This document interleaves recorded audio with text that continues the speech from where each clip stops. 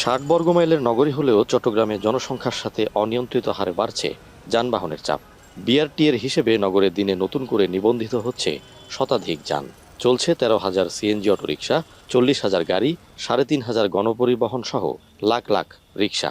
এত যানবাহন আর ব্যস্ত সড়ক, অথচ এখনও এই নগরে নেই কোনো আদর্শ পার্কিং ব্যবস্থা। এই বিশৃঙ্খলা ও যানজট সমস্যার সমাধানে গেল জুনে নগরের আগ্রাবাদে চালু হয়েছিল পে পার্কিং সুবিধা। তবে দেশের রাজনৈতিক পরিস্থিতির কারণে মাসখানেক পরেই বন্ধ হয়ে যায় এই সেবা। ৬ মাস পর বুধবার নগরের আগ্রাবাদ কমার্স কলেজ সড়কে এই নবযাত্রার উদ্বোধন করেন city mayor doctor Shahadat Hossain. শুধু আগ্রাবাদ নয়, সারা চট্টগ্রাম শহরে তারা যদি এই প্রজেক্টটি পাইলট প্রজেক্টের মাধ্যমে তারা সাকসেসফুলি সেটা করতে পারে, সো দ্যাট চট্টগ্রাম শহরে আমরা এই কাজটির মাধ্যমে চট্টগ্রামের যানজট আমরা অনেকটা কমিয়ে আনতে পারবো। পরীক্ষামূলক এই পার্কিং প্রকল্পে ২০০টি গাড়ি ও ৭০টি মোটরসাইকেল রাখা যাবে। এক্ষেত্রে গাড়ির জন্য ঘন্টা প্রতি ৩০ আর মোটরসাইকেলের জন্য ১০ টাকা গুনতে হবে। আয়ের ৩৫ ভাগ পাবে সিটি কর্পোরেশন ও ৬৫ ভাগ বাস্তবায়নকারী প্রতিষ্ঠান। এখন ওই চিন্তাটা করতে হচ্ছে না আর কি, বুক করে ওখানে রাখা যাবে, ওই চিন্তা থেকে মুক্তি পাওয়া যাবে আর কি।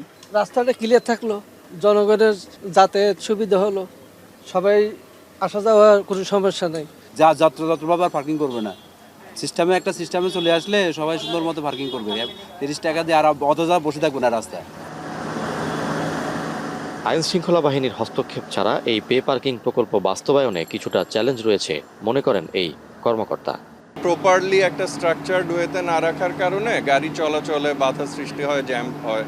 তো আমরা এই জায়গাটাই সিটি কর্পোরেশনের জায়গাতে সবাই গাড়ি রাখছে, সেটাকে একটা অর্গানাইজ করে একটু লেআউটের মধ্যে এনে স্ট্রাকচারড ওয়েতে রাখবো এবং সেটা ম্যানেজ করার জন্য আমাদের ভলান্টিয়ার থাকবে ইয়েস পার্কিংয়ের।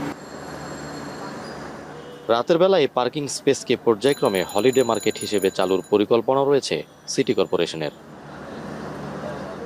ফয়সাল করিম, এখন, চট্টগ্রাম।